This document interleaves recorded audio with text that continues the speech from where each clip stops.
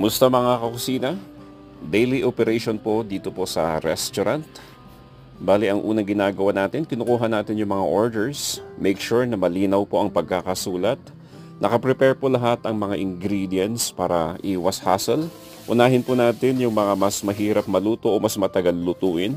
Sa case po na ito ay inuna natin ang pansit. Mas matagal po kasi yan maluto. At isunod po natin yung medyo mas madaling lutuin. Yan po ang ating sisig. Mix lang po. Nakaprepare na po yung mga yan. Kinukuha lang natin sa chiller. And of course, pagkatapos po ng sisig, yung susunod na mas madaling lutuin ay ang butter chicken. Gisa-gisa lang po natin yan. Pagkatapos po ng butter chicken, pigar-pigar naman po ang ating isusunod. Pagkatapos po ng pigar-pigar ay yung mga may sabaw tulad ng papaitan.